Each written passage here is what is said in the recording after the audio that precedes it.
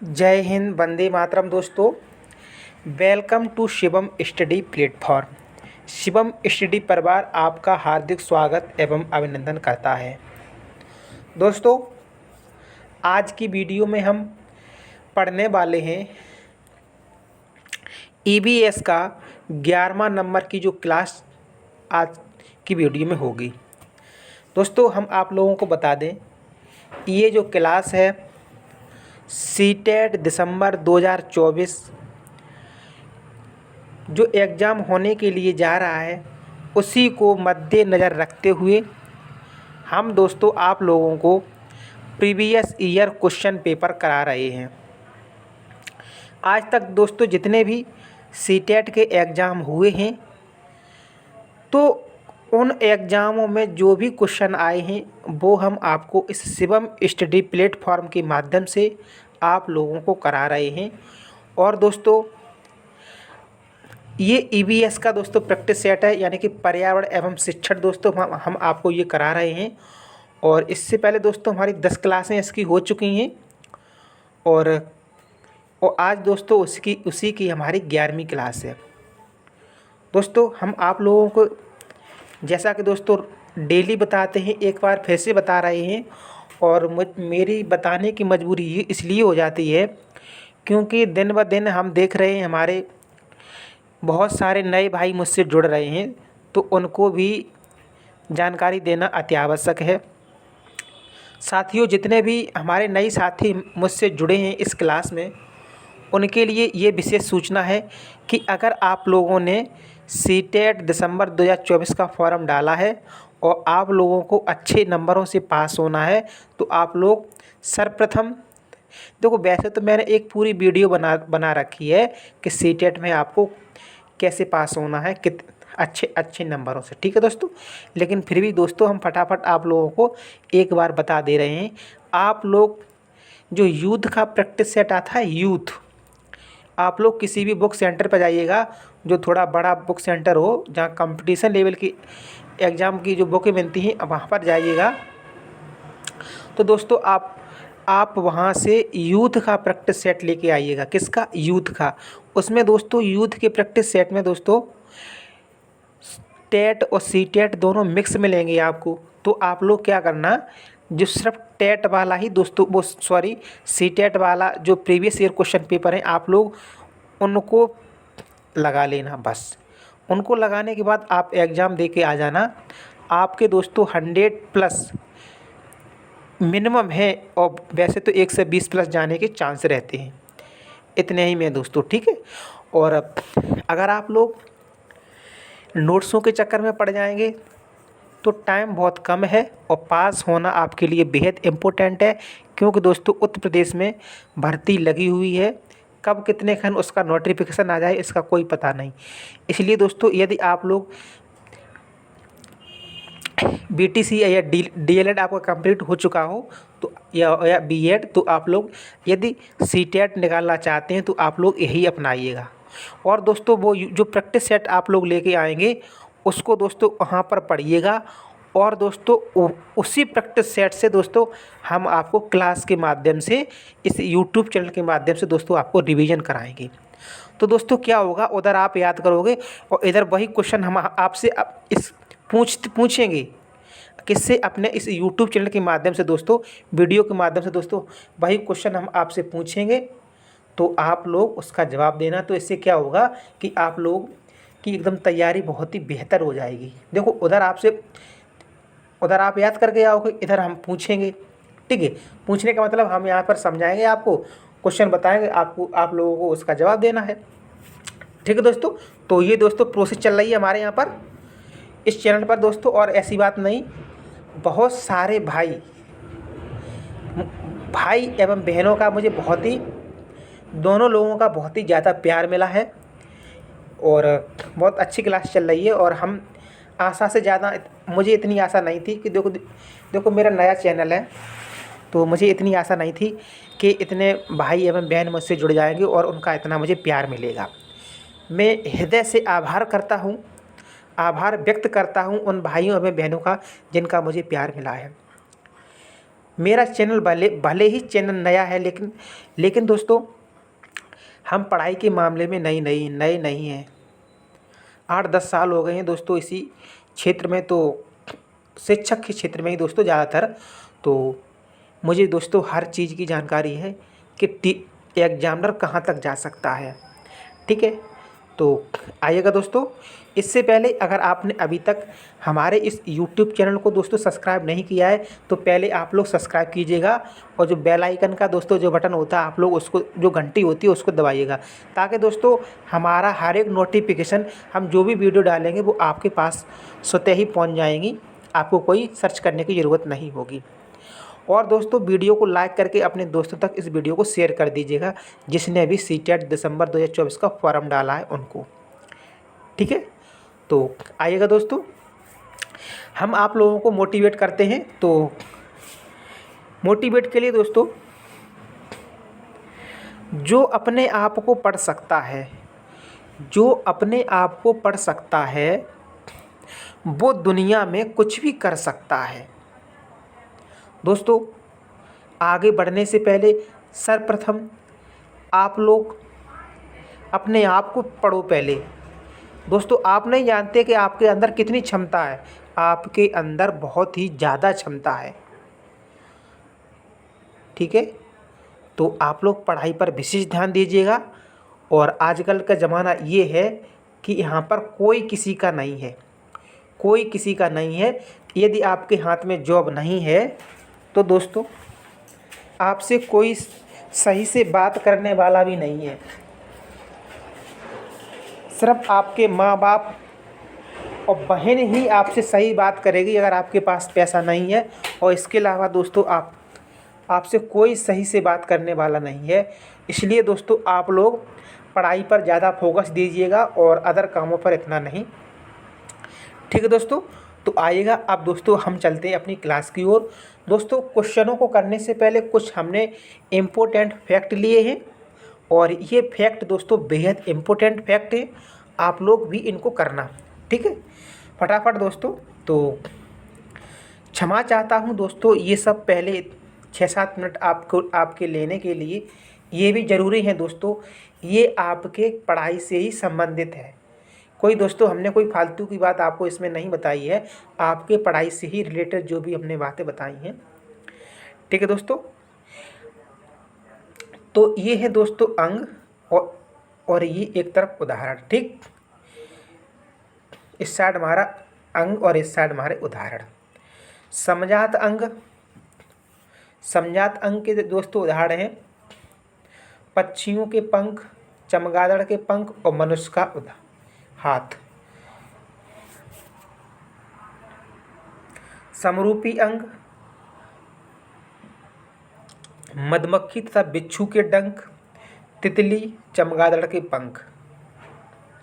अवशेषी अंग, कर्ण पल्लव की पेशियाँ, निमेषक पटल, त्वचा के बाल, अक्लदाड़ और बर्मीफार और एपेंडिक्स।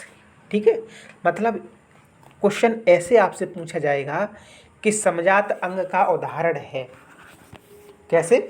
समजात अंग का उदाहरण है तो पक्षियों के पंख ऑप्शन में आएगा, चमगादड़ के पंख, मनुष्य का हाथ। ठीक है, इनमें से कोई एक आपको रखा हुआ मिलेगा तो आप टिक कर देना। और दोस्तों क्वेश्चन वो ऐसे भी पूछ सकता है कि निम्नलिखित में से समजात अंग का उदाहरण नहीं है, तो पक्षियों के पंख, चमगादड़ के पंख और मनुष्य का हाथ। ठीक है, और एक ऑप्शन कोई और दे देगा तो वही आपका आंसर हो जाएगा कि कौन सा नहीं है। ठीक है, आप लोग समझदार हैं, समझ चुके होंगे। आइएगा दोस्तों, अब चलते हैं अपनी नेक्स्ट स्लाइड पे। संयोजक कड़ी दोस्तों, ये बहुत ही बेहद इम्पोर्टेंट दोस्तों है ये वाली स्लाइड। तो आपने दोस्तों युगलिना का नाम तो सुना होगा। युगलिना है वो पादप और जंतु के बीच संयोजक कड़ी है। युगलिना पादप और जंतु के बीच एक संयोजक कड़ी है। क्यों कड़ी है दोस्तों? इसमें कुछ गुण ऐसे पाए जाते हैं, इसमें कुछ गुण ऐसे पाए जाते हैं जो जंतु के अंदर होते हैं और दोस्तों इसमें कुछ गुण ऐसे भी पाए जाते हैं जो पादप के अंतर्गत होते हैं। ठीक है दोस्तों, इसीलिए कोश जो यूग्लिना को पादप और जंतु के बीच की संयोजक कड़ी कहा जाता है। डिटेल में दोस्तों चर्चा हम हमारी एक साइंस की क्लास चल रही है दोस्तों, आप लोगों को वहाँ पर एकदम इसकी लगभग दोस्तों एक क्लास ही पूरी यूग्लिना के बारे में हम पढ़ाएंगे। ठीक है, वहाँ पर दोस्तों अब डिटेल में हम बात करेंगे। ठीक, यहाँ तो दोस्तों प्रैक्टिस सेट है तो थोड़ा जल्दी जल्दी आपको कराना पड़ेगा। आर्थ्रोपोडा और एनेलिडा के बीच संयोजक कड़ी है। आर्थ्रोपोडा और एनेलिडा के बीच संयोजक कड़ी है तो पेरीपेड्स। ठीक, क्या है? पेरीपेड्स। सरीसृप और पक्षी के बीच संयोजक कड़ी है। सरीसृप और पक्षी के बीच संयोजक कड़ी है तो आर्कियोप्टेरिक्स। ठीक, क्या है? आर्कियो। दोस्तों संयोजक कड़ी से संबंधित दोस्तों कोई भी क्वेश्चन आएगा तो इस स्लाइड से बाहर नहीं जाएगा। ठीक है, आइएगा परीक्षा की दृष्टि से दोस्तों बेहद इम्पोर्टेंट कुछ और हमने फैक्ट लिए हैं। तो पॉइंट नंबर 1 हमारा है एटीपी का निर्माण कहाँ होता है? एटीपी का निर्माण तो कहाँ होता है? माइटोकॉन्ड्रिया में। ठीक दोस्तों, आप लोग मुझे कमेंट बॉक्स में एटीपी इसकी दोस्तों फुल फॉर्म बताइएगा। कमेंट में देखो, मुझे तो नहीं आती है, हम आपसे पूछना चाह रहे हैं, मुझे फुल फॉर्म इसकी नहीं आती है, लेकिन दोस्तों ये बेहद इम्पोर्टेंट पॉइंट है एटीपी, और ये परीक्षा में पूछा जाने वाला पॉइंट है। मैंने कई परीक्षाओं में इसे रखा हुआ देखा है, तो मैं तो भूल गया हूँ इसकी फुल फॉर्म, लेकिन आप लोगों से मैं जानना चाहता हूँ कि इसकी मुझे फुल फॉर्म आप लोग बताइएगा कमेंट बॉक्स में। ठीक है, अब नेक्स्ट पॉइंट पे हम आते हैं। माइटोकॉन्ड्रिया में उपस्थित क्रिस्टी सहायक होती है। जो माइटोकॉन्ड्रिया होती है तो उसमें उपस्थित जो क्रिस्टी होती है वो किस में सहायक होती है? तो वो श्वसन में सहायक होती है। अचल शैवाल है क्लोरेला और डायटम्स। तालाब का रेशम किसे कहा जाता है? तो स्पायरोगायरा को तालाब का रेशम कहा जाता है। प्रकाश संश्लेषण के अध्ययन में उपयोगी शैवाल है तो है क्लोरेला। दोस्तों आप लोगों को बता दें, जो हमारा प्रकाश संश्लेषण होता है दोस्तों 90% यानी कि 90% वो दोस्तों शैवालों के द्वारा ही प्रकाश संश्लेषण होता है 90%, और 10% दोस्तों ये पेड़ पौधों के द्वारा ही प्रकाश संश्लेषण होता है। आप लोगों को मालूम है कि प्रकाश संश्लेषण होता है दोस्तों, तभी तो मुझे उसमें दोस्तों पौधे भोजन बनाते हैं और ऑक्सीजन भी मुक्त होती है जल से। ठीक है, तो आप समझ सकते हैं कि ऑक्सीजन सबसे ज़्यादा कहाँ से आती है? शैवालों से। हालांकि अमेजन वर्षावन से दोस्तों वहाँ पर सबसे अधिक होता है, लेकिन दोस्तों वो अलग बात है, वो 10% के अंतर्गत पहुँच जाएगा। लेकिन दोस्तों जो शैवाल होते हैं वो 90% ऑक्सीजन देते हैं। तो किस शैवाल से आयोडीन प्राप्त किया जाता है? तो लेमेनेरिया से। कहाँ से? लेमेनेरिया से। दूध से दही किस जीवाणु के कारण बनता है? तो लैक्टोबैसिलस बुल्गेरिकस। ठीक है, तो दोस्तों जहाँ भी लैक्ट शब्द मिल जाए, क्या मिल जाए? जहाँ भी आप लोगों को लैक्ट शब्द मिल जाए तो आप लोग समझ लेना वहाँ पर दूध या दही की बात कर रहा है। ठीक है, तो बस इतना ही आपको याद रखना है और सही कर देना है। आइएगा दोस्तों इसी स्लाइड का नेक्स्ट पॉइंट हमारा, तो नॉन स्टॉक किस ब्रायोफाइटा के अंदर पाया जाता है? तो एंथोसीरोस के अंतर्गत पाया जाता है। और एनाबेना किस टेरिडोफाइट के अंदर पाया जाता है? तो एजोला के अंतर्गत। नींबू में जो सिट्रिक्स कैंकर रोग नामक किस जीवाणु के कारण होता है? तो ज़ैंथोमोनास सिट्री। ठीक, जीवाणुओं को पादप माना गया है क्योंकि इसमें पाई जाती है कोशिका भित्ति। ठीक, जीवाणुओं को भोजन विषाक्तता के लिए कौन उत्तरदायी है? तो क्लास्ट्रीडियम बोटुलिनम। अब आइएगा दोस्तों नेक्स्ट स्लाइड हमारी। स्वतंत्र रूप से भूमि में रहने वाला अवायवी जीवाणु जिसमें नाइट्रोजन स्थिरीकरण करने की क्षमता होती है, तो दोस्तों वो है क्लास्ट्रीडियम। दोस्तों इम्पोर्टेंट पॉइंट है, ठीक है, ये वाला इम्पोर्टेंट पॉइंट है, आप लोग ध्यान में रखना इसे। विब्रियो जीवाणु का आकार कैसा है? कॉमा है। कैसा है? कॉमा। जीवाणुओं में किसका अभाव होता है? तो माइटोकॉन्ड्रिया का। भूमि की उर्वरता घटाने वाला जीवाणु है तो थायोबैसिलस डिनाइट्रिफिकेंस। अचार तथा मुरब्बा आदि नमक व शक्कर के संतृप्त विलयन में सुरक्षित रहते हैं क्योंकि जल का निष्कासन कर सूक्ष्म जीवों की वृद्धि रोकते हैं। ठीक है, आप लोगों ने देखा होगा कि घर में जो अचार बनता है तो उसमें नमक डाला जाता है और चीनी डाली जाती है। क्यों? क्योंकि दोस्तों वहाँ पर जो जल का निष्कासन कर देते हैं नमक और चीनी, जो अचार के अंतर्गत, जैसे कच्चा आम डाला तो उसके अंदर जो जल होता है उसको उसे बाहर कर देते हैं। कौन? नमक और चीनी, ये बाहर कर देते हैं। और जो सूक्ष्म जीव उसमें प्रवेश करते हैं उनको मतलब ख़राब करने के लिए उनको वो रोक देते हैं। इसलिए दोस्तों हमारा अचार है वो अधिक दिनों तक टिका रहता है। मैंग्रोव जो पौधे हैं कैसे हैं? वो हैं दोस्तों लवणोद्भिद। ट्रिपल वैक्सीन है, ठीक है।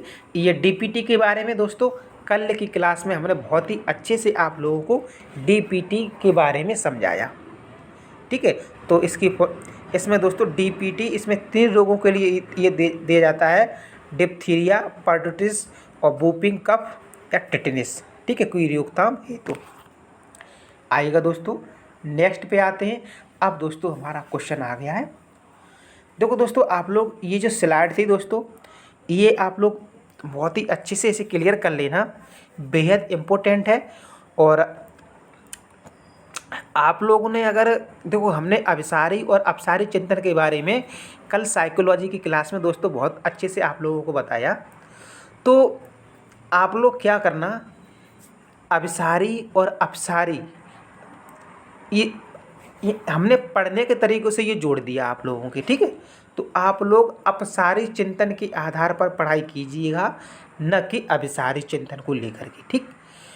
अब दोस्तों बहुत से भाई बहन हमारे ऐसे हैं उनको ये नहीं मालूम है कि अपसारी चिंतन क्या है और अभिसारी चिंतन क्या है।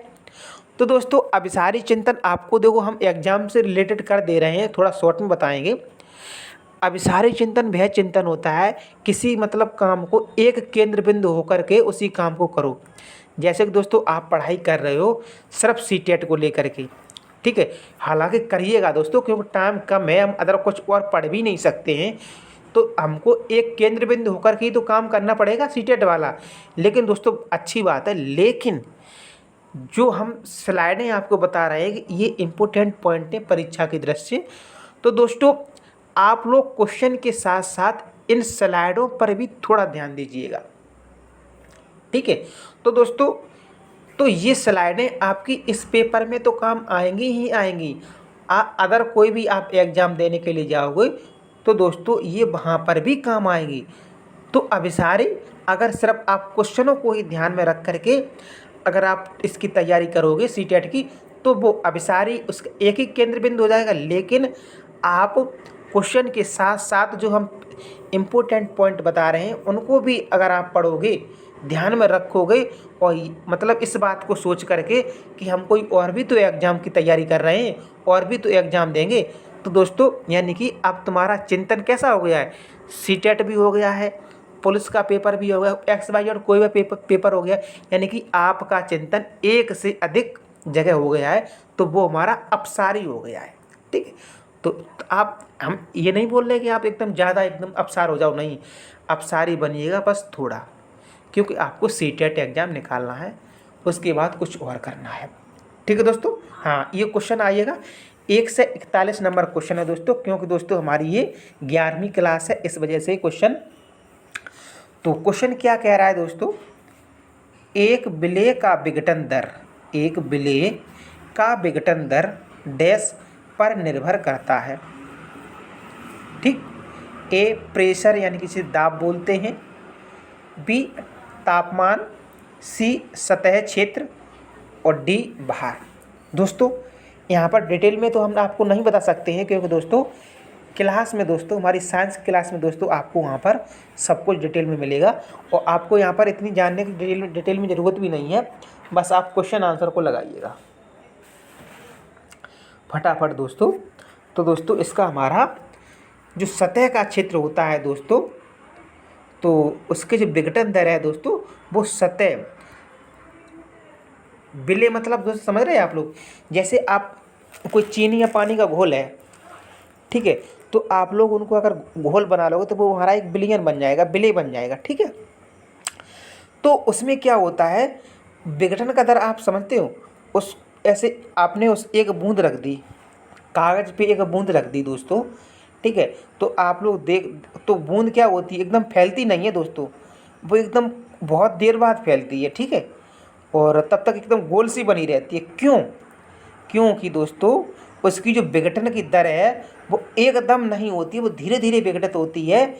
तो विघटन की दर है, तो जो सतह का क्षेत्रफल, जो सतह का क्षेत्र जो होता है दोस्तों, उसके चारों तरफ जो बाहरी परत होती है दोस्तों, उसमें एक तनाव सा बना रहता है। इस वजह से जैसे जैसे वो तनाव कम होता जाता है दोस्तों, बूंद कागज़ पे बिखरती जाती है, विघटन उसका हो जाता है, ठीक है दोस्तों।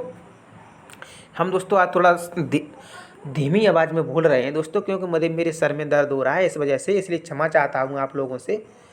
तो आइएगा दोस्तों नेक्स्ट क्वेश्चन पे आते हैं। तो 141 और 142, ठीक है।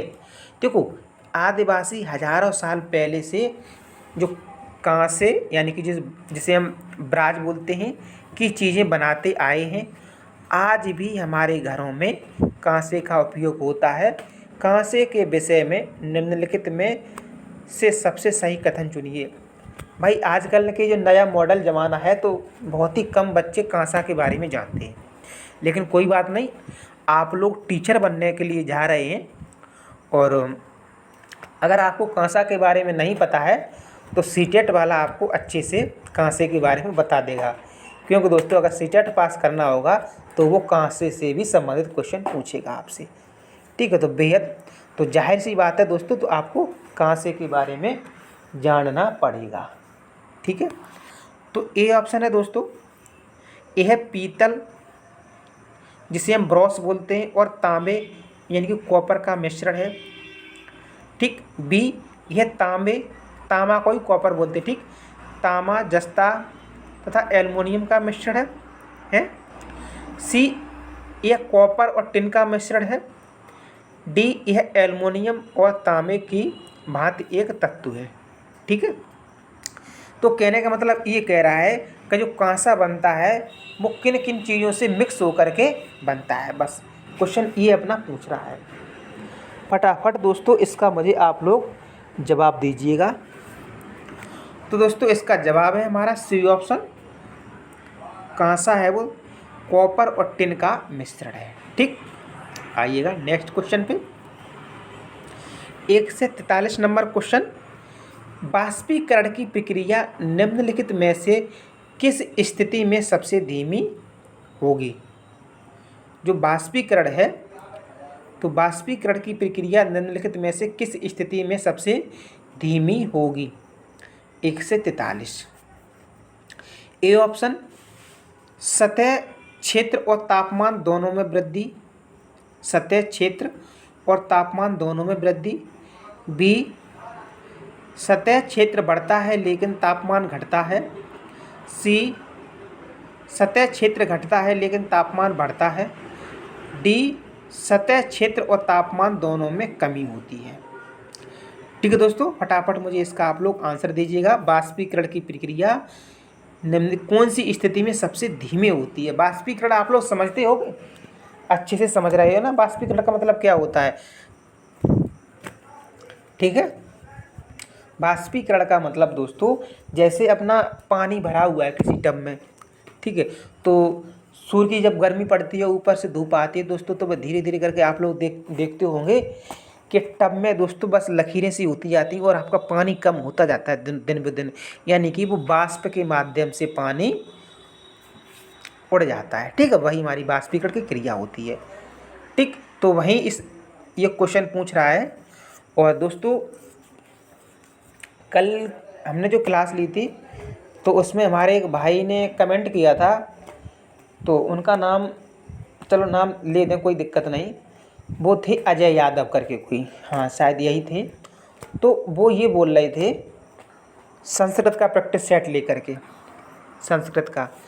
तो अजय यादव जी, हम आपको बता दें जी, इसका प्रैक्टिस सेट होने के बाद जो ईवीएस का है वो हमारी 11 क्लासें हो चुकी हैं। और ये मुझे लग रहा है कि आज 6 अक्टूबर हो गया है, लगभग हम 20 अक्टूबर तक इसे कंप्लीट कर देंगे ईवीएस को।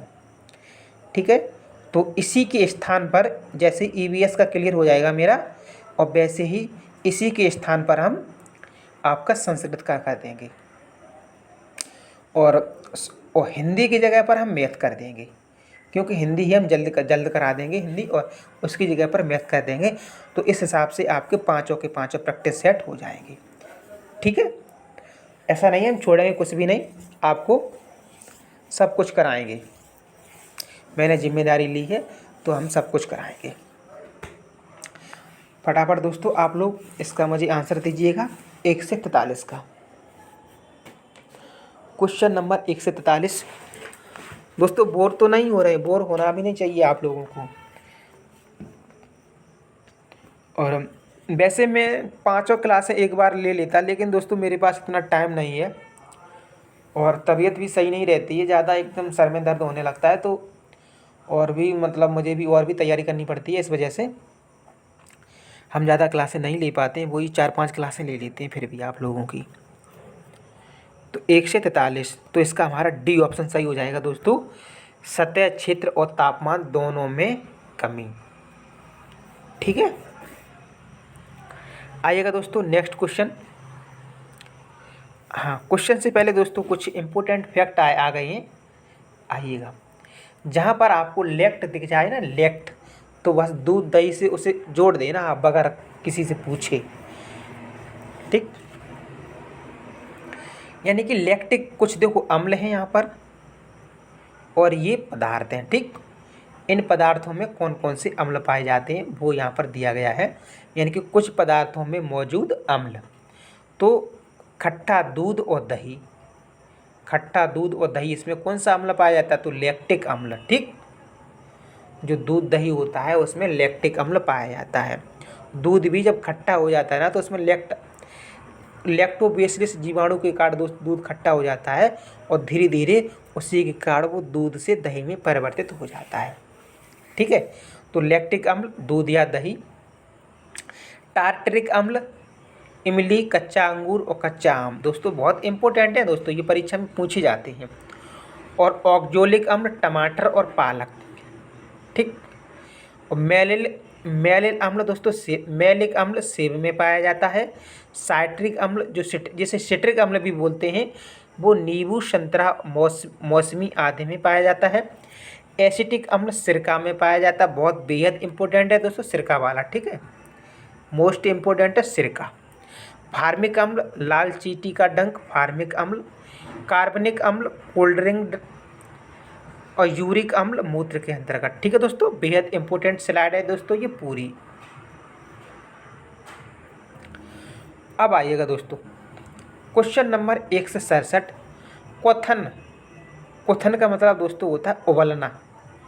क्वथन यानी कि उबलना, और बाष्पीकरण में अंतर क्या है बताइएगा, ये अंतर पूछ रहा है। ठीक है, क्वथन क्या है और बाष्पीकरण क्या है, इनमें अंतर क्या है।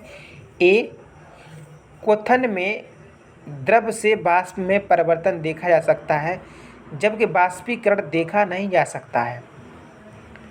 ठीक है, क्वथन में द्रव से वाष्प में परिवर्तन देखा जा सकता है, जबकि बाष्पीकरण देखा नहीं जा सकता है।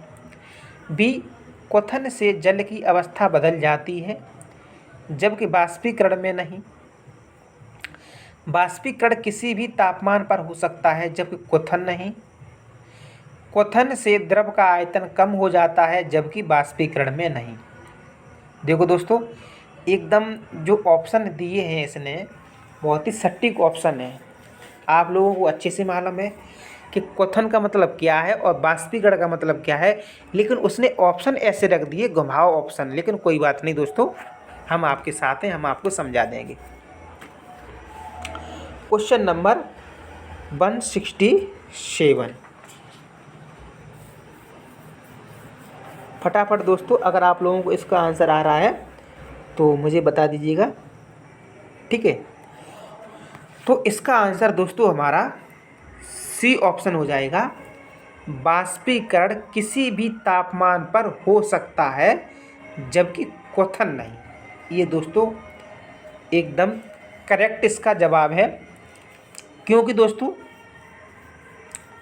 आप लोग ऐसे समझो, अभी कुछ देर पहले हमने आपको बाष्पीकरण के बारे में बताया था कि जैसे आपने जल रख दिया, आप लोग ऐसा करके देखना कि एक गिलास में आप पानी भर के रख दो, वो भी धूप में रख दो, ठीक है।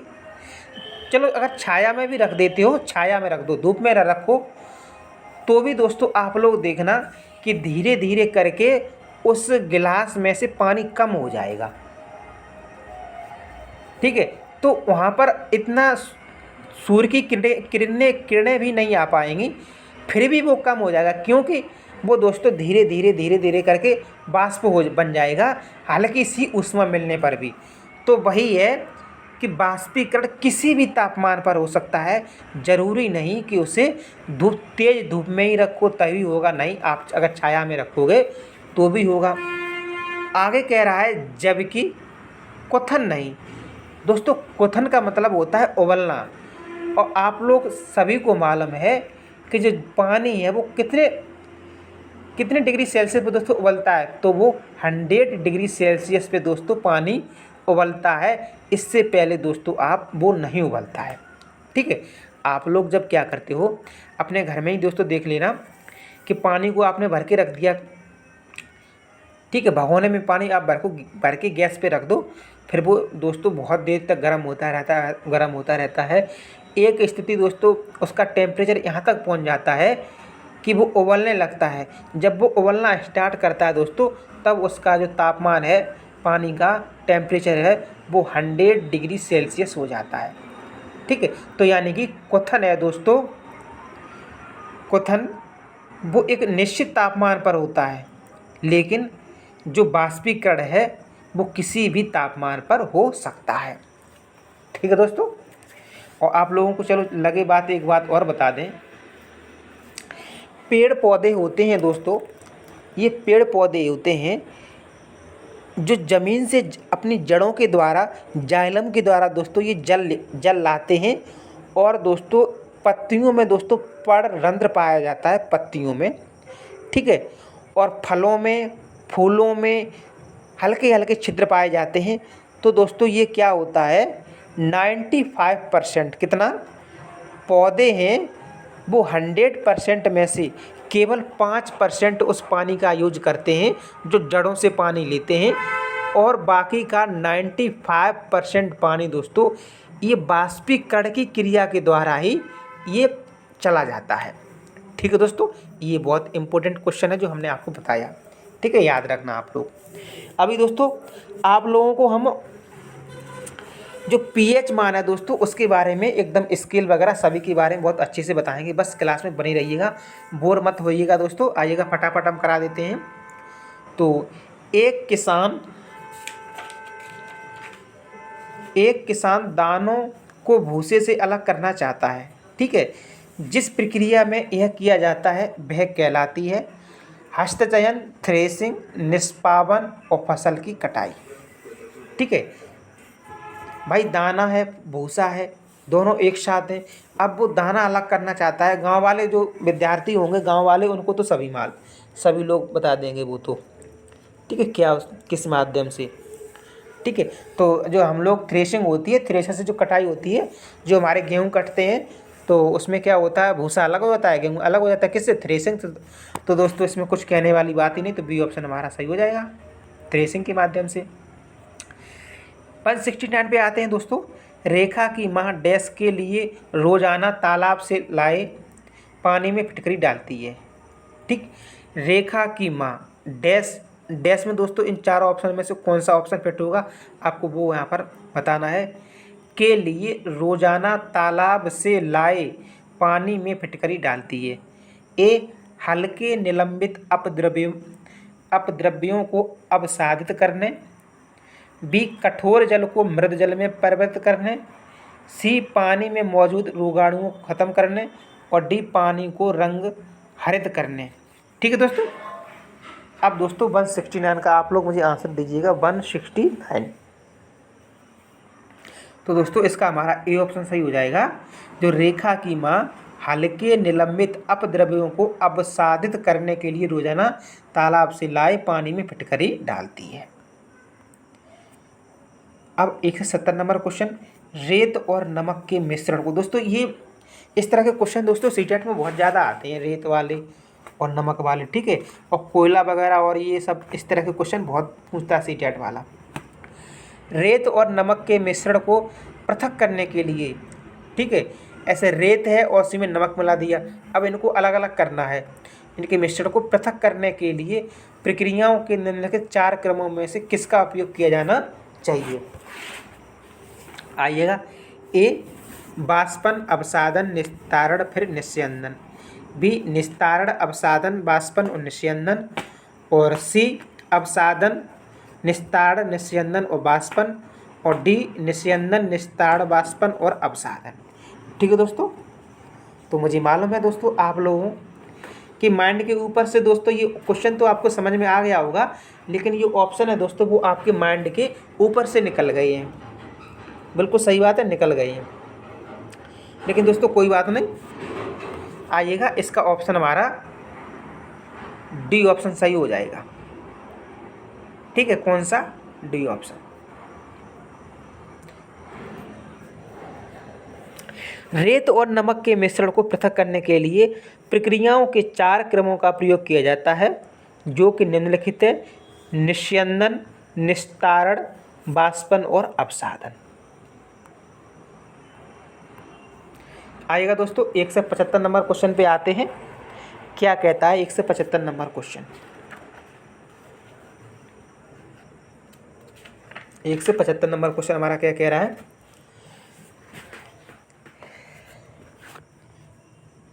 ये दोस्तों बहुत उसका फिजिक्स का दोस्तों क्वेश्चन आ गया। ठीक है, घनत्व 15 ठीक है 15 ग्राम ml प्रति ml 15 ग्राम प्रति ml घनत्व और 3 ml आयतन वाले किसी वस्तु का द्रव्यमान क्या होगा। ठीक है दोस्तों। तो इसमें दोस्तों आप लोगों का एक फार्मूला लगेगा कि घनत्व बराबर, इसमें तो लिख भी तो नहीं पाएगा घन। आप लोग अपने अगर कॉपी पेन ले लो, आप लोग लिख लेना, फिर हम बता दे रहे उसको। आप लोग फार्मूला लिखो, घनत्व इजकल टू द्रव्यमान अपॉन आयतन। क्या? द्रव्यमान अपॉन आयतन। ठीक है। अब दोस्तों इसमें जो द्रव्यमान पूछा है, तो द्रव्यमान दोस्तों आप दूसरी साइड में लेके आइएगा और इधर घनत्व और आयतन का आपस में मल्टीपल हो जाएगा। ठीक है, तो द्रव्यमान बराबर, या आप लोग सीधा सीधा लिख सकते हैं कि द्रव्यमान बराबर आयतन इंटू घनत्व। ठीक, तो द्रव्यमान कितना है दोस्तों? इसका द्रव्यमान है दोस्तों इसका 3, और इसका जो आयतन है जिसे घनत्व बोलते हैं वो है 15। तो 15 3 45 ग्राम आंसर हमारा हो जाएगा। यानी कि दोस्तों जो 15 और 3 का आपस में गुणा करेंगे तो यानी कि 15 3 45 हमारा बी ऑप्शन सही हो जाएगा। ठीक है, हमने आप लोगों को फार्मूला बता दिया, आप लोग उसी पे कर लेना। आइएगा दोस्तों नेक्स्ट क्वेश्चन पे आते हैं। 176 नंबर पे, निम्नलिखित में से कौन सी अदिश राशि है? कौन सी अदिश राशि है? दोस्तों बेहद इंपॉर्टेंट क्वेश्चन है। आप लोगों को देखो टाइम लग रहा है, लगने दो, कोई बात नहीं, लेकिन आज हमारा एक चैप्टर पूरा ख़त्म हो जाएगा दोस्तों इसमें। फिर कल से दोस्तों हम भारतीय विविधता में एकता, भारतीय जनजातियाँ, लोक कलाएँ और भाषा एवं खेलकूद पे दोस्तों क्वेश्चन कराएंगे। और ये आज का जो चैप्टर है दोस्तों वो पूर्णतः ख़त्म हो जाएगा। ठीक है, तो अगर 1 घंटा भी लगे तो लग जाने दीजिएगा प्लीज़ दोस्तों, आप लोग बने रहिएगा। बेहद कुछ दोस्तों, अब कुछ ऐसी बातें हैं दोस्तों, बहुत इंपॉर्टेंट बातें दोस्तों हम आपको बताने के लिए जा रहे हैं इस वजह से। ठीक है दोस्तों, आप लोगों को बता दें अदिश राशि और सदिश राशि के बारे में दोस्तों, और ऐसे इस तरह से दोस्तों बताएंगे कि आज के बाद आप लोग कभी भी नहीं भूलोगे।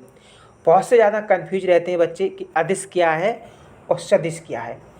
दोस्तों आपको अ वर्ड जहाँ भी मिल जाए, अ का मतलब होता है दोस्तों नहीं, अ का मतलब नहीं। देखो ये अदिश लिखा है, अदिश, आप लोग एकदम बहुत ही कंसंट्रेट होकर दोस्तों इस बात को सुनिएगा कि अदिश का मतलब क्या है। अ माने नहीं और दिश माने दिशा, दिश माने दिशा, ठीक। यानी कि जिसकी कोई दिशा नहीं हो वो राशि हमारी क्या, अदिश राशि कहलाती है। और सदिश, स माने साथ और दिशा, यानी कि जिसकी दिशा है, जिसकी कोई एक दिशा है, एक निश्चित दिशा है, तो वो हमारी सदिश राशि कहलाती है। और जिसकी कोई दिशा नहीं है वो अदिश राशि कहलाती है।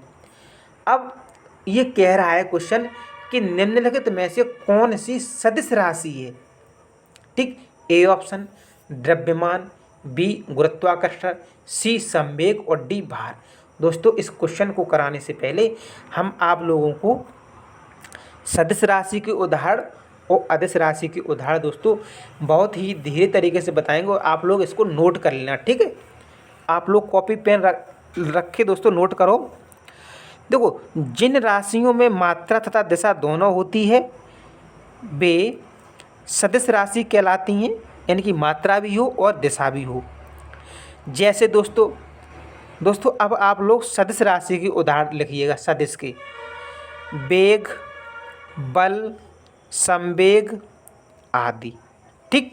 दोस्तों जहाँ पर वेग वगैरह ये अब देखो ऐसा है, जैसे दोस्तों एक पत्थर का टुकड़ा डला है, ठीक है, थोड़ा बड़ा है, तो आपने क्या किया, उसे एक तरफ से धक्का मारना स्टार्ट किया उस पत्थर को, ठीक है। तो उसमें दोस्तों वेग लग रहा है कि नहीं लग रहा, आप बताइएगा। एक बल लग रहा है, बल, और जब बल लगेगा उसमें तो वो वेग पकड़ेगा अपनी, मतलब अपनी दिशा को चेंज करेगा, स्थिति को, सॉरी दिशा को नहीं, स्थिति को, जिस जगह पे है वो थोड़ा आगे जाएगा। लेकिन दोस्तों ये कन्फर्म है कि आप जिस दिशा में बल लगाएंगे, जिस दिशा में, वो उसी दिशा में जाएगा। ऐसा नहीं है कि आप पूरब की तरफ बल लगा रहे हो पश्चिम की तरफ चला जाए, ऐसा नहीं है। इसलिए ये हमारे सदिश राशि के अंतर्गत आता है। जितने भी बल हैं, वेग हैं, ये सब सदिश राशि के अंतर्गत, ठीक है। अब हम बात करते हैं अदिश राशि की।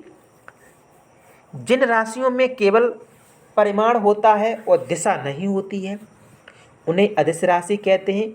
जैसे चाल, द्रव्यमान, दूरी, अरे दूरी है दोस्तों, ऐसे आप ऐसे समझो, दूरी है, मुझे यहाँ से दिल्ली जाना है, ठीक है, तो दोस्तों वो दूरी है, तो उसकी कोई दिशा है क्या, ये बताइएगा पहले।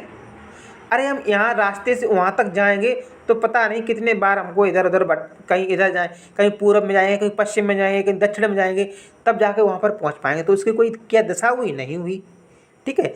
तो दोस्तों ये हमारी अदिश राशि है। तो अदिश राशि के दोस्तों हमारे उदाहरण देख लीजिएगा, चाल, द्रव्यमान और दूरी, ठीक। मुझे आशा है कि आप लोगों को अदिश और सदिश राशि बहुत अच्छे से समझ में आ गई होगी। आइएगा दोस्तों नेक्स्ट क्वेश्चन पे चलते हैं। एक ऐसी वस्तु जिसमें कोई प्रकाश किरण गुजर नहीं सकती है कहलाती है। एक ऐसी वस्तु जिसमें कोई प्रकाश किरण गुजर नहीं सकती है कहलाती है। ए अपारदर्शी, बी पारभासी और सी पारदर्शी और डी उत्तल, ठीक। 1 से 77। ये बहुत बेहद सरल क्वेश्चन है दोस्तों, और इससे ज़्यादा कोई सरल क्वेश्चन हो भी नहीं सकता है। और आप लोग टीचर बनने के लिए जा रहे हो तो इसका आंसर आप सभी जानते हैं, पारदर्शी। टाइम नहीं लेंगे ज़्यादा इसमें। आइएगा 194 पे आते हैं। क्या कहता है 194 का क्वेश्चन। 194, पानी के साथ प्रयोग करते हुए ज्योति यह देखती है कि स्टील की खाली कटोरी पानी पर तैरती है, ठीक है।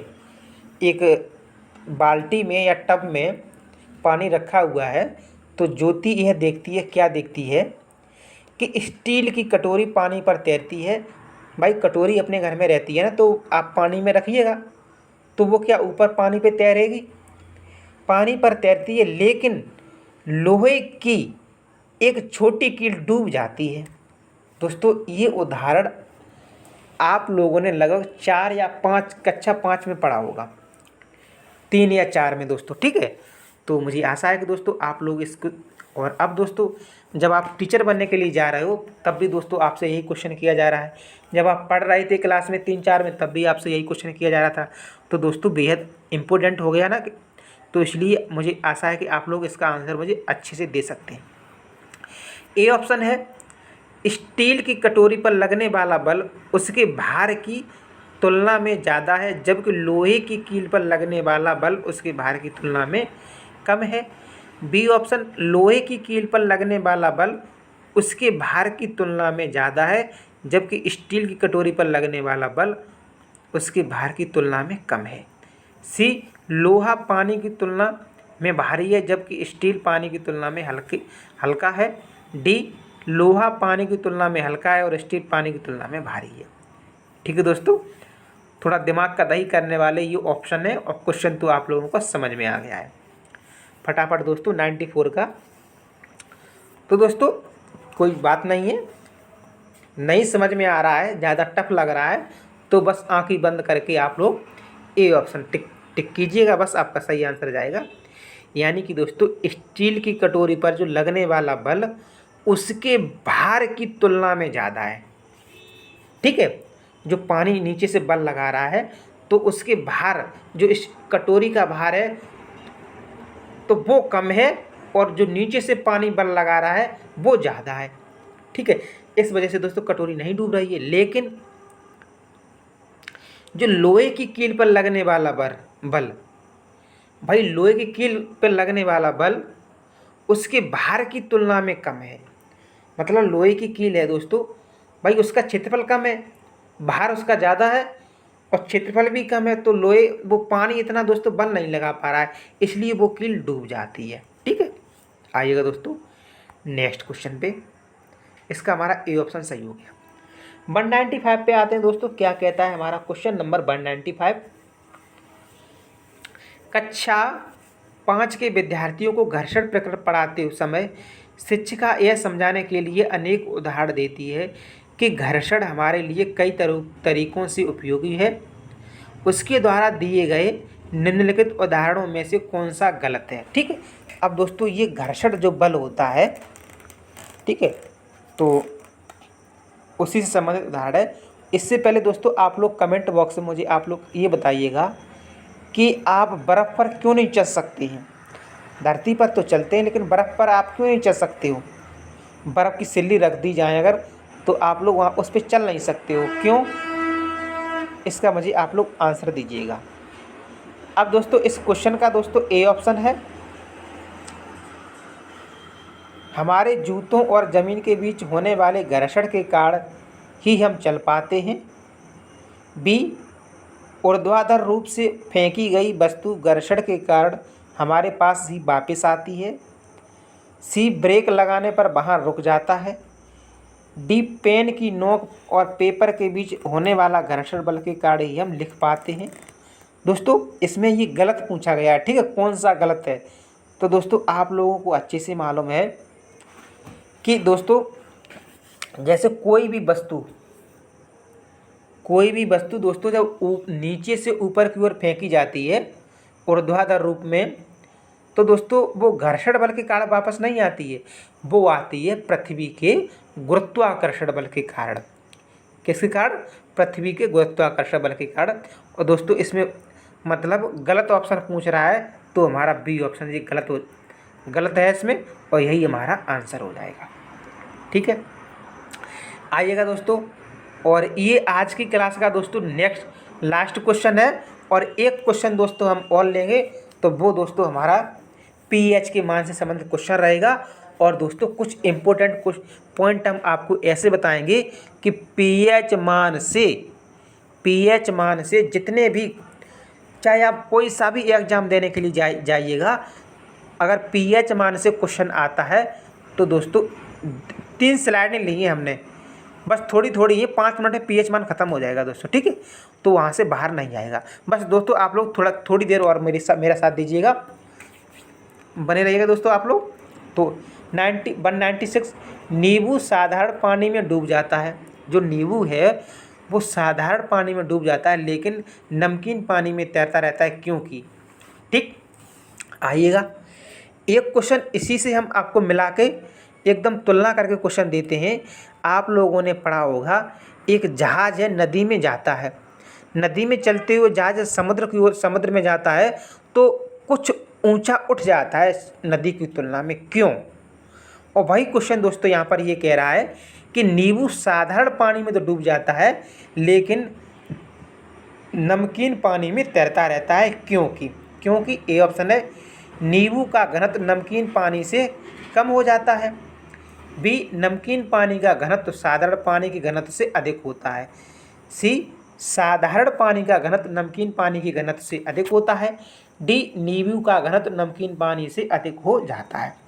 दोस्तों फटाफट मुझे इसका आंसर दीजिएगा आप लोग, नींबू का। ठीक है, तो इसका दोस्तों हमारा ऑप्शन बी सही हो जाएगा। जो नमकीन पानी का घनत्व होता है दोस्तों वो साधारण पानी के घनत्व से अधिक होता है, इसलिए दोस्तों घनत्व का मतलब समझते हो, उसकी डेंसिटी। ठीक है, डेंसिटी जिसे हम घनत्व बोलते हैं हिंदी में। ठीक, तो यानी कि उसके जो अणु हैं वो आप मतलब कितने ज़्यादा पास पास में। ठीक है, और अपना साधारण जल जी एकदम बिखर जाएंगे, लेकिन वो नमकीन जल है वो इतना जल्दी बिखरेगा नहीं। ठीक है, तो वही जो घनत्व जब डेंसिटी जिसे बोलते हैं, तो दोस्तों उस डेंसिटी के कारण, उस घनत्व के कारण ही दोस्तों साधारण जल में, यानी कि देखो अब हम दोनों क्वेश्चन एक ही है दोस्तों, इधर नींबू को भी हम रिलेट करेंगे और उधर जहाज को भी करेंगे, पानी वाले जहाज को। ठीक है, अब दोस्तों एक गिलास में आपने नमक वाला पानी लिया, एक गिलास में सादा पानी लिया, तो दोस्तों सादा पानी की जो डेंसिटी है वो कम है। जब नींबू उसमें डालेंगे तो वो पानी में डूब जाएगा। ठीक है, और उधर नदी से जहाज समुद्र की तरफ जा रहा है। ठीक है, एकदम मुहाने पर पहुंच गया है, तो उधर जो नदी का पानी है दोस्तों वो सादा पानी है, उसकी डेंसिटी कम है, उसका घनत्व कम है, इसलिए वो जहाज थोड़ा ज़्यादा उसकी डूबा हुआ है उसमें। और जैसे ही दोस्तों नींबू को निकाल करके हम नमक वाले पानी में डालते हैं, तो जो नमक का पानी है दोस्तों उसकी डेंसिटी कैसी है, ज़्यादा है, उसका घनत्व ज़्यादा है, तो इसलिए वो नींबू उसमें डूबता नहीं, तैरता रहता है। अब दोस्तों जहाज जैसे ही नदी से समुद्र में जाता है, उसका तल थोड़ा ऊपर उठ जाता है, क्योंकि समुद्र का पानी नमकीन होता है और नमकीन होने के कारण उसकी डेंसिटी अधिक होती है, इस वजह से। ठीक है दोस्तों, मुझे आशा है कि आप लोगों को इन दोनों क्वेश्चनों का आंसर एक ही क्वेश्चन में मिल गया। ठीक है, आइएगा दोस्तों, अब आइएगा पीएच मान। बस दोस्तों आप लोग 5 मिनट, कोई दिक्कत नहीं दोस्तों, थोड़ी मेहनत कर लो, और ये पॉइंट है, हो सकता है दोस्तों आपकी अनेक परीक्षाओं में दोस्तों काम आए। आप सारी चिंतन की सोच रखिए दोस्तों, पढ़ाई कीजिएगा। 158, यदि किसी बिलियन का पीएच जो मान है वो 2 है तो यह है। आइएगा दोस्तों, बेहद देखो दोस्तों, हम आपको एक तो ये हमारा क्वेश्चन हो गया। ठीक, एक इसके ये स्केल है, ये पीएच स्केल है दोस्तों, इसके बारे में हम आपको बताएंगे। और दोस्तों इसके संबंध कुछ पॉइंट है। ठीक, मतलब किस पदार्थ का पीएच मान कितना है। ठीक है, ये पदार्थ है, इसका पीएच ये मान है। ठीक, बस दोस्तों, और एक थोड़ी इसके हल्दी के बारे में, लगभग 5 मिनट भी नहीं लगेंगे। ठीक है, आप ऐसे समझो 53 मिनट हुए हैं, 1 घंटा की क्लास समझो आप, कोई बात नहीं। अगर दोस्तों कुछ मिल रहा है, क्या बोल रहे हैं, कुछ मिल रहा है अच्छा, तो वहाँ पर ले लेना चाहिए, टाइम नहीं देखना चाहिए। ठीक है, तो आइएगा, यदि किसी बिलियन का जो पीएच मान है वो 2 है तो यह है, ए दुर्बल अम्ल, बी दुर्बल क्षार, सी प्रबल अम्ल और डी प्रबल क्षार। दोस्तों इस क्वेश्चन को करने से पहले आप लोगों को हम पीएच स्केल है, ठीक है, तो उसके बारे में दोस्तों हम आपको सबसे पहले बताएंगे। ठीक है, आइएगा, देखो दोस्तों, ये दोस्तों पीएच स्केल है। इसमें दोस्तों जो अंक होते हैं वो 0 से लेकर के दोस्तों 14 तक होते हैं। कितने, कहाँ से, 0 से 14। ठीक है। ये क्वेश्चन अनेक परीक्षाओं में अलग अलग पूछा गया है कि इसमें कुल जो अंक होते हैं वो कितने होते हैं, 15 होते हैं। और लेकिन कहाँ से कहाँ तक होते हैं, ऐसा मत कर देना 1 से लेकर 15 तक, नहीं, 0 से लेकर के 14 तक। बेहद इम्पोर्टेंट क्वेश्चन है, बड़ी बड़ी परीक्षाओं में पूछा गया क्वेश्चन। और दोस्तों इसमें अच्छे अच्छे लोगों का आंसर गलत हो जाता है, ठीक है। तो आप लोग देख लीजिएगा दोस्तों, ये पीएच स्केल है। अब आप लोगों को दोस्तों हम बता दें, देखो दोस्तों, ये हमारी जो 7वें नंबर पर दोस्तों आते हैं, इस पर जो जिसका भी मान 7 होगा वो उदासीन होता है। कैसा होता है? उदासीन मतलब ना तो वो उसकी प्रकृति अम्लीय होती है और ना उसकी प्रकृति क्षारीय होती है, तो वो हमारा उदासीन होता है, ठीक है। यानी कि जैसे शुद्ध पानी, ठीक है, शुद्ध पानी का कोई स्वाद नहीं होता है दोस्तों, ठीक है। तो वो हमारा कैसा है? उदासीन है भाई, ना तो खट्टा है ना मीठा है, तो कैसा है? उदासीन है। आइएगा दोस्तों, अब दोस्तों ये जो 7 दिख रहा है, 7 से आप इस साइड में चलोगे तो क्षार की तरफ बढ़ते चले जाओगे, तो ये क्षारीय प्रकृति है। और इधर जाओगे तो ये अम्लीय प्रकृति है। क्या बोल रही? इधर जाओगे तो ये अम्लीय प्रकृति है दोस्तों। जब 7 के बाद अगर 8 पॉइंट पे जाएंगे तो हल्का सा क्षार बढ़ेगा, 9 पे जाएंगे तो और ज़्यादा क्षार बढ़ेगा, 10 पे जाएंगे तो और ज़्यादा क्षार बढ़ेगा, और 11, 12, 13 जब 14 पे पहुंच जाएंगे तो वो प्रबल क्षार हो जाएगा। कैसा? क्षार की प्रकृति 14 पे सबसे ज़्यादा है और 8 पे कम है। हालांकि 8 भी क्षार के अंतर्गत है, लेकिन उसकी जो प्रकृति है वो कम है। और 14 नंबर पे दोस्तों, 14 जो पॉइंट है उस पर बहुत ज़्यादा है, ठीक है। यानी कि इधर से इधर ये बढ़ती चली जाती है। अब दोस्तों इस पे आते हैं अम्लीय प्रकृति पे। अब तो इधर दोस्तों 7, फिर उसके बाद 6, 5, यानी कि 6 पे थोड़ा कम अम्लीय है, 7 पे और थोड़ा ज़्यादा है, वो सॉरी 5 पे थोड़ा ज़्यादा है, 4 पे और ज़्यादा है, 3 पे और ज़्यादा है, 1 पे और ज़्यादा है, और 1 से बढ़कर 2 पे है, और सबसे ज़्यादा 0 पे है, ठीक है। तो ये दोस्तों प्रबल अम्ल हो गया इस साइड पे, ठीक। तो वही पूछ रहा है दोस्तों क्वेश्चन। दोस्तों अब आप लोग समझ चुके होंगे इस स्लाइड को अच्छे से। क्वेश्चन हमारा क्या कह रहा है कि यदि किसी विलयन का पीएच मान 2 है तो यह है, क्या है? दुर्बल अम्ल। आइएगा दोस्तों, दुर्बल अम्ल और दुर्बल क्षार और प्रबल अम्ल और प्रबल क्षार, ठीक है दोस्तों। तो आप लोग मुझे इसका आंसर दीजिएगा। तो देखो दोस्तों, 2 की बात कर रहा है। अब देखो इधर तो हमारा अम्ल है और इधर क्षार है, तो दोस्तों ये क्षार वाले ऑप्शन तो दोनों कट जाएंगे ना। बात अम्ल की कर रहा है ना, पीएच 2 है तो 2 हमारे क्षार के अंतर्गत आएगा, वो अम्ल के अंतर्गत, तो क्षार तो हमारा कट जाएगा ये। अब ए ऑप्शन और बी ऑप्शन, दुर्बल अम्ल का मतलब समझ रहे? दुर्बल मतलब कम अम्लीय। अगर दोस्तों ये 6 पे होता, सॉरी दोस्तों 6 होता, 5 होता, तो ये दुर्बल अम्ल होता। लेकिन दोस्तों ये 2 पे है ना, इधर जाएंगे तो अम्ल बढ़ता चला जाएगा इस साइड में, तो ये हमारा दोस्तों प्रबल अम्ल के अंतर्गत आएगा, ठीक है दोस्तों। तो इसका आंसर दोस्तों हमारा सी ऑप्शन सही हो जाएगा, प्रबल अम्ल। दोस्तों आप लोग इस जो पैमाना है, पीएच पैमाना दोस्तों स्केल है, आप लोग, मुझे आशा है कि अच्छे से समझ चुके होंगे। इसीलिए दोस्तों हमने क्वेश्चन के साथ आपको उसमें रिलेट कराया है, ठीक है दोस्तों। क्लास अच्छी लग रही हो तो वीडियो को लाइक कीजिएगा, शेयर कीजिएगा। यदि चैनल को अभी तक आपने सब्सक्राइब नहीं किया है तो प्लीज़ दोस्तों सब्सक्राइब कीजिएगा, ठीक है दोस्तों। आइएगा, अब बस 2 मिनट की और बात है दोस्तों। कुछ पदार्थ हैं और इसके पीएच मान दोस्तों सामने हैं, जैसे नींबू का 2.2, सिरका का 4, मानव मूत्र का 4.8 से 8.4, और कॉफ़ी का 5.0, कोल्ड ड्रिंक का 6.0, जठर रस 1.2, दूध का 6.5, और शुद्ध पानी का पीएच मान जानते हैं 7, कोई स्वाद नहीं होता है।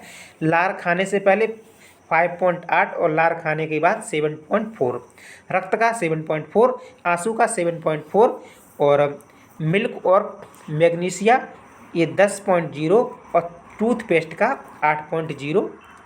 ठीक है दोस्तों।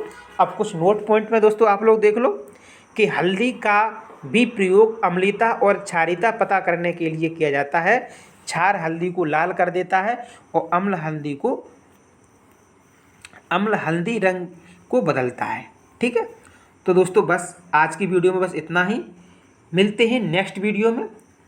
और दोस्तों तब तक के लिए दोस्तों एक बात और बोल दें आपसे दोस्तों, आप लोग दोस्तों मेहनत करते रहना, आप लोग बस मेरे साथ बने रहना। और नंबर दोस्तों, जो एक स्टूडेंट अच्छी कोचिंग में पढ़ रहा है ना पैसे दे करके, उससे ज़्यादा आप लोग उससे ज़्यादा आप अच्छे से अच्छे नंबर लाएंगे। ठीक है, बस अपना राइस अपने पास ही रखना और जो पढ़ रहा है उसे पढ़ने दो। और जब नंबर आएंगे तब एकदम आपकी जो सफलता है वो शोर मचाएगी। अभी आप चुपचाप होकर के पढ़ते रहिएगा। ठीक है दोस्तों। और मैं एक बार फिर से आप लोगों से रिक्वेस्ट करना चाहता हूँ कि दोस्तों आप लोगों ने अगर अभी तक चैनल को सब्सक्राइब नहीं किया है, देखो दोस्तों आप लोग मुझे मोटिवेट करो, हम आपको करते हैं। ठीक है, मेहनत पड़ती है दोस्तों। और अगर आप लोग सब्सक्राइब करते हो, वीडियो को लाइक करते हो, अच्छे कमेंट करते हो दोस्तों, तो हम भी मोटिवेट होते हैं, मेरा भी बहुत ही अच्छा मन लगता है पढ़ाने में। ठीक है दोस्तों, इसलिए दोस्तों अगर आपने अभी तक वीडियो को लाइक नहीं किया हो तो लाइक कीजिएगा, इसे शेयर कीजिएगा और चैनल को सब्सक्राइब कीजिएगा। ठीक है दोस्तों, love you guys, thank you for watching this video.